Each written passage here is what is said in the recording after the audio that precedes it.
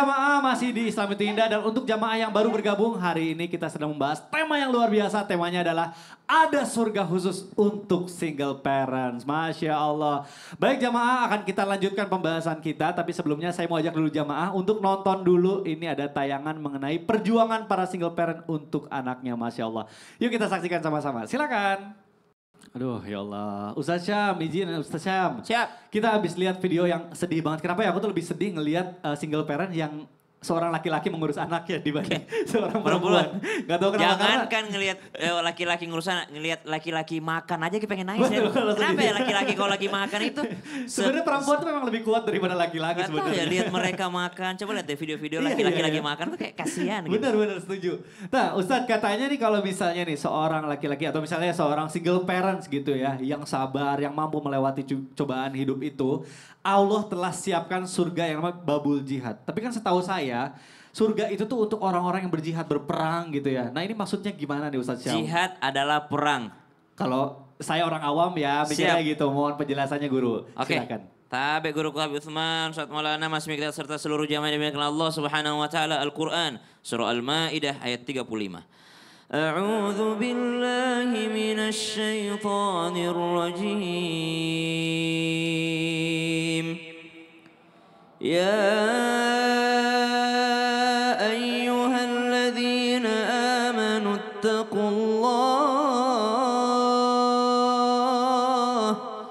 ittaqullaha wabtaghu ilaihil wasilata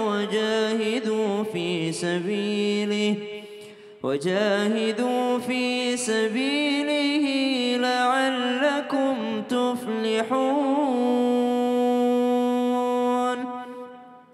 Kalau bicara perang, maka yang lebih sering dipakai redaksi Al-Quran bukan jihad, tapi qital. Qital itu peperangan. Jihad itu lebih ke maknanya bersungguh-sungguh. Ya ayyuhalladzina amanu taqullah, bertakwalah kepada Allah, wabtagu ilahil wasilah. Cari jalannya untuk ketakwaan tersebut. Jadi single parents, bagaimana jadi orang bertakwa dengan single parents. Siapa single parents yang bertakwa? Maryam alaihassalam. Siapa lagi perempuan sendirian tapi dia bertakwa kepada Allah? Ada Rabi'atul Adawiyah. Tidak menikah tapi disebut sebagai waliullah. Seorang yang menjadi kekasih Allah karena dia kejombloannya, kesendiriannya. Subhanallah. Maryam karena dia single parent. Subhanallah. Ada yang menikah semakin bertakwa, dia mencari ketakwaan dengan jalan menikahnya. Ada yang mencari jalan ketakwaan dengan cara mengurus anak meskipun dia single parent. Subhanallah. Maka dikatakan babul jihad, pintu orang yang bersungguh-sungguh. Ada seorang datang kepada Nabi SAW. Ya Rasulullah, saya ingin ikut berperang. Dilihat usianya masih belia. Kata Nabi, ayahmu masih hidup, ibumu masih hidup. Maka orang ini mengatakan, iya ya Rasulullah, mereka masih ada di rumah. Mereka kalau pagi saya ambilkan susu dari kambing yang saya peras sendiri susunya. Maka kata Nabi, pulanglah ke rumahmu, itulah jihadmu. Berarti ibu-ibu yang hadir di sini sedang bersungguh-sungguh. Bersungguh-sungguh betul menahan matanya biar nggak merem. Itu berjihad. Bersungguh-sungguh betul menahan kantuknya. Masuk TV nih sekali seumur hidup nih. Wah, buka mata saya. Itu jihad namanya. Itu terutama yang ujung tuh. Ibu awas jatuh bu, geseran dikit bu. Tunggu lagi dicari sama satu orangnya.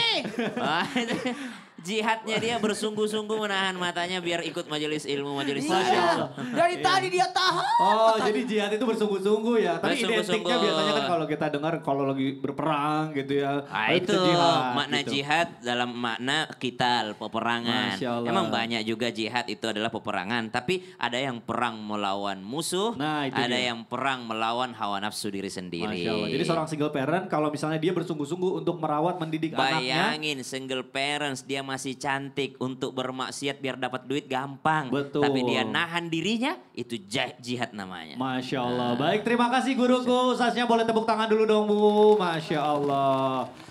Baik jamaah, nah sekarang seperti biasa saya akan kasih kesempatan untuk bertanya tapi sebelumnya guru kita dulu yang mau nanya. Mau tahu? Apa Ustaz? Sebelum saya tanya, ya. Saya mau ajak semua jamaah di rumah lihat video tayangan Ada tayangannya dulu, yuk kita saksikan sama-sama. Perjuangan seorang ibu ya jualan sambil gendong anaknya panas-panas. Itu yang saya pikirkan orang-orang hebat itu luar biasa loh. Betul. Bangkit dari keterpurukan, semangat dalam kesulitan itu yang paling. Betul. Kita panggil dia. Iya, ayo Ustaz. Kita masuk di segmen Ustaz Ustadz bertanya. kami menjawab. Nah, saya mau tanya, mana mic-nya? Silakan ini Ustadz. Saya mau bertanya sama Ibu. Ibu. Silakan. Silakan Ibu berdiri. Silakan perkenalkan namanya. Assalamualaikum. Assalamualaikum warahmatullahi wabarakatuh. Waalaikumsalam Nama warahmatullahi saya Ibu wabarakatuh. Ani Maryani dari Majelis Anisa Sumedang. Saya menjawab gitu. Iyalah. Saya tanya dulu. Ibu kalau misalnya hidup berdua hanya dengan anak. Ibu pilih bawa anak ke tempat kerja atau disimpan di rumah? Saya sih maunya dekat sama anak Ustadz. Dekat sama Ya, anak. tapi balik lagi lihat di tempat kerjaannya seperti apa. Tepuk tangan dulu. Bagus. Lihat juga kondisinya ya Bu ya. Kak, jangan sampai justru kita membawa anak merepotkan kita, Betul. membahayakan anak dan menyusahkan orang di sekitar. Betul. Jadi 3 itu harus diperhatikan. Ya. Iya. Makasih ya Bu. Terima kasih Terima Pak kasih, Ustadz. Bu. Assalamualaikum warahmatullahi wabarakatuh. Waalaikumsalam warahmatullahi wabarakatuh. Ustadz Maulana silakan. Izin Habib Ya. dan Ustaz Sam. Bismillahirrahmanirrahim. Kepada semuanya orang tua dimanapun berada. Silakan mencari nafkah. Tahu nggak atas apa yang kita lakukan pasti demi kebaikan. Wa ma min dabbatin fil ardi illa 'alallahi rizquha. Harus bergerak. Tapi tunggu dulu. Kalau aku kerja gimana dengan anak-anakku? Bisa dititip. Dititip. Dititipnya sama siapa? Alhamdulillah kalau ada orang tua. Karena kalau anak-anak dibawa, saya terus terang agak kurang setuju. Apa salahnya kita titip kepada orang yang baik? Itu. Kepada siapa? Orang yang baik. Yang kedua, yang tidak suka marah. Paling enak tuh dibawa ke neneknya. Kemudian yang ketiga, usahakan cari orang yang bisa memanggil anak kita dengan panggilan yang baik. Panggilan yang baik. Kemudian yang keempat, carilah orang yang kita titipi, orang yang bisa, mohon maaf, memberikan kebiasaan yang baik. Kebiasaan yang baik. Kemudian apa lagi? Yang berikutnya usahakan cari yang kita titipi yang sanggup untuk 24 jam handphonenya bisa diangkat. Karena kita selalu mau cari bagaimana keadaan anak, informasi. Kemudian yang bagus hidup sosialnya, yang dekat dengan Allah, yang paling tepat adalah orang yang bisa amanah. 1, 2, 3. Mohon maaf kembali saya ingatkan, anak itu dibentuk oleh 4, ayah, ibu, lingkungan, dan bacaan. Anak penanggung jawab, kalau ayahnya tidak ada, maka bisa mencari orang yang bisa bertanggung jawab. Ibu pemberi kasih sayang, kalau ibunya tidak ada, Ya. cari orang yang bisa memberikan kasih sayang. Betul. Apalagi yang ketiga, lingkungan, cari lingkungan yang baik, kemudian bacaan yang mengisi anak tersebut. Nah itu dia Di lingkungan makanya. kerja kadang-kala ada bahasa yang tidak pantas didengar anak. Betul setuju. Kayak Setuju. tadi ibu jualan, sebenarnya saya kurang setuju. Iya. Anak itu tidur kasihan banget kan. Betul, Kemudian betul. lingkungannya di situ kan polusi dan Betul. sebagainya. Mungkin karena itu udah gak ada pilihan lagi Nggak ada bilang. Ustadz Tapi ya. kita maklumi, mungkin Iya. ibu tadi kerja bawa anak karena tidak sempat menitip pada Betul, siapa. tidak ada yang bisa lagi baik. Terima kasih guruku Ustadz Maulana, boleh tepuk tangan dulu. Baik jamaah, Masya Allah akan kita lanjutkan pembahasan kita yang luar biasa ini. Selanjutnya saya mau bertanya sama Habib Usman. Habib mohon izin Boleh nih. Habib bicara soal single parents gitu ya. Kita orang tua tunggal, orang tua ada 2 aja ngurusin anak itu gak gampang.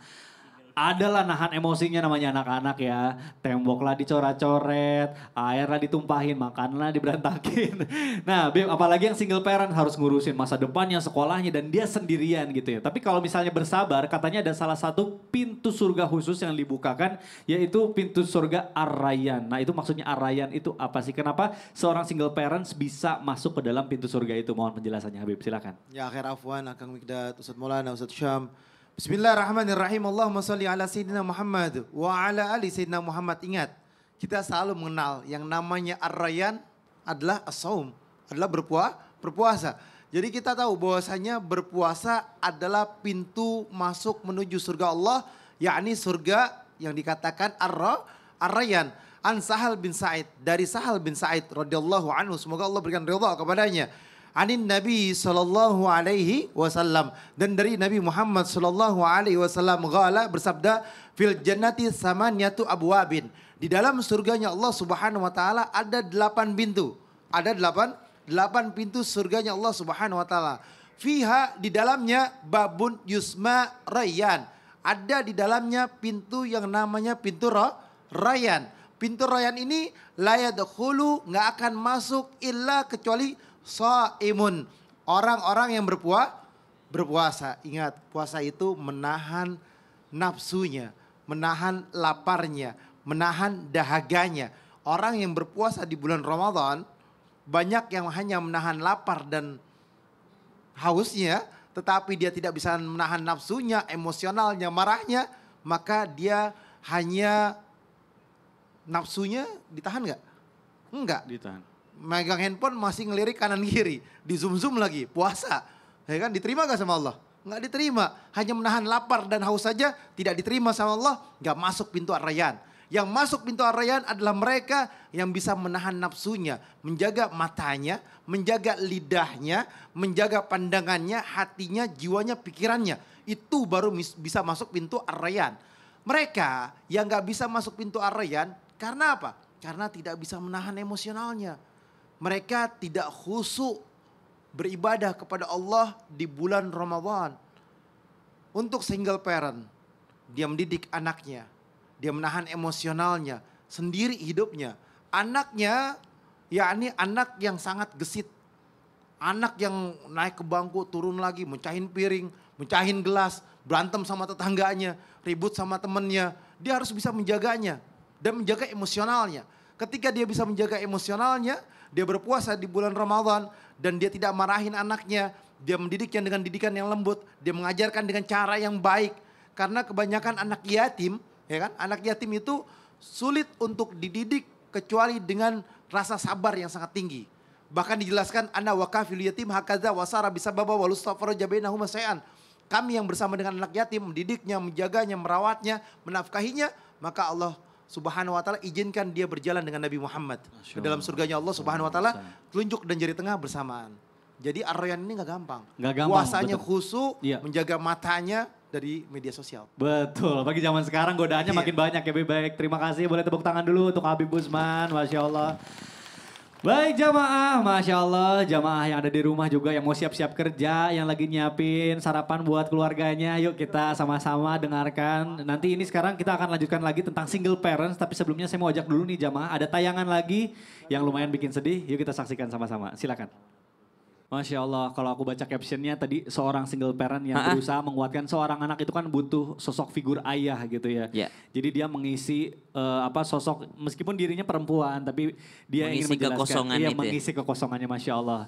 Ustaz Syam izin bertanya, Siap. katanya kan Allah itu tidak akan menguji hambanya di luar kemampuannya gitu ya. Pasti. Tapi bagaimana caranya ini kalau misalnya kita udah berada dalam situasi yang kita udah pengen nyerah banget karena berat banget gitu ya cobaan hidupnya. Tapi kita juga pengen nunjukin ke anak kita bahwa kita harus kuat gitu. Tapi di fase seperti itu kan kita butuh sesuatu yang apa ya, adalah saatnya kita capek gitu ya namanya manusia. Nah bagaimana untuk menguatkan itu Ustaz Syam, mohon penjelasannya. Baik, Silakan, sampai guru kami Habib Utsman Ustaz Maulana Mas Mikdad. Wa nunazzilu minal Qur'ani ma huwa shifaa'un wa rahmah. Al-Quran diturunkan sebagai syifa. Apa makna syifa? Obat. Bahasa Arabnya obat yang lain, dawa. Apa bedanya syifa dengan dawa? Kalau dawa itu pakai dosis. Kalau kurang nggak berfungsi, kalau lebih jadi overdosis. Kalau syifa nggak pakai dosis. Maka satu yang bisa menguatkan seseorang adalah menjadikan Al-Quran sebagai obatnya. Saat ingin menyerah, dengarkan ayat Allah. La tay'asu min rauhillah. Jangan putus asa dari rahmat Allah. Sangat ingin menyerah karena menjadi seorang yang kurang bagus ekonominya. Buka Al-Quran. Lihat kisah tentang siapa? Nabi Isa alaihissalam yang sangat miskin. Lihat kisah dengan siapa? Nabi Zakaria alaihissalam. Nabi Ibrahim alaihissalam. Banyak kisah-kisah yang sebelumnya yang membuat kita termotivasi untuk tidak menyerah dan putus asa. Kenapa kami selalu sampaikan, hadirlah kalau ada majelis-majelis maulid itu hadir. Kenapa? Karena orang yang merasa kekurangan lalu dia hadir di acara maulid, itu pulangnya akan merasa cukup. Kenapa? Karena di acara maulid kita akan membicarakan tentang manusia yang paling disayang sama Allah, manusia yang kunci surga ada pada dirinya, manusia yang tidak punya dosa sama sekali, tapi ujian hidupnya juga paling banyak. Maka kita tidak akan merasa, ya Allah kenapa kau uji saya seperti ini? Kenapa apa dosaku ya Allah? Ini bukan hubungannya dengan dosa ataupun apapun. Maka kita katakan kita datang mendengarkan kisah-kisah orang soleh itu sebagai penyembuh luka hati seseorang. Kenapa ada seorang yang kuat untuk membesarkan anaknya meskipun dia sendirian? Karena dekatnya dia dengan ilmu agama. Dekatnya dia dengan penyembuh hatinya yaitu Al-Quran. Tawakalnya ala Allah. Dia sandarkan kepada Allah Subhanahu wa taala, bukan pasrah ya, tapi tawakal, menyandarkan semua kepada Allah. Diajarkan tawakal itu amalan hati, bukan amalan badan. Jadi salah juga kalau ada seorang single parent duduk aja di rumahnya. Kenapa ngapain di rumah itu? Biar rezeki datang sendiri, nama juga tawakal. Bukan. Tawakal itu amalan hati, bukan amalan badan. Amalan badan bekerja. Amalan badan itu berusaha. Amalan Masya badan Allah. itu belajar. Tapi hati itu yang Kan ada tawakal. Siti Hajar juga ya. Nah ini Siti keren. Hajar kok. Betul. Waktu itu ada suami tapi dianggap single parent karena suaminya ke Palestina, beliau di Mekah sendirian sama Oh, iya, anaknya. Masya Allah. Ada juga itu. Gimana? Ustaz Maulana. Ustaz Maulana juga. Enak. Udah berapa lama single parent?